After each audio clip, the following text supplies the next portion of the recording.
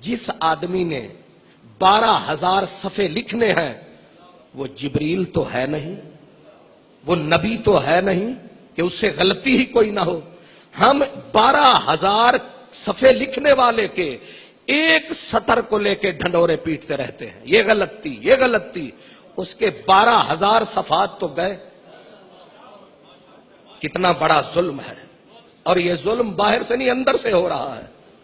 ہم اپنے ہر بزرگ کی پگڑی اچھالنے کے شیر ہیں، یعنی جس آدمی نے، وہ علامہ غلام رسول سعیدی صاحب ہوں، اس کا جرم یہ ہے کہ اس نے ایک وقی قسم کی تفسیر لکھی۔ اس آدمی کا جرم یہ ہے کہ اس آدمی نے بخاری کی، مسلم کی شرح، وقی قسم کی شرح لکھی۔ اپنے نہیں بیگانوں کے بھی سرخم ہوئے۔ حضرت پیر محمد کرم شاہ الازہری کا جرم یہ ہے کہ انہوں نے تفسیر ضیاء القرآن لکھی اور مودودیت کا ناطقہ بند کیا۔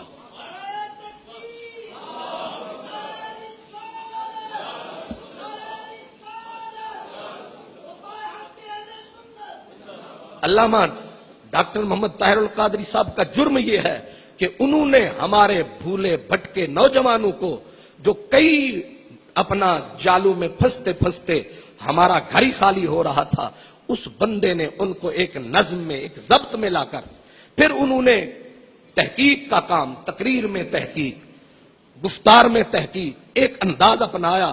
اور پھر سب سے بڑی بات یہ جو میں ان کا احسان سمجھتا ہوں کہ وہ سجادہ نشین، وہ پیر صاحبان جو ہماری چٹائیوں پہ نہ بیٹھتے تھے، نہ ہمارے مدرسے کے کمرے کو اس قابل سمجھتے تھے کہ ہم، ظاہر ہے جو سونے کا چمچہ منہ میں لے کے پیدا ہوتا ہے اسے جامعہ نعیمیہ، جامعہ نظامیہ، محمدیہ غوثیہ یا کوئی دیگر ادارہ اسے وارہ نہیں کھاتا، اس کے لیے بہتر جگہ ہونی چاہیے۔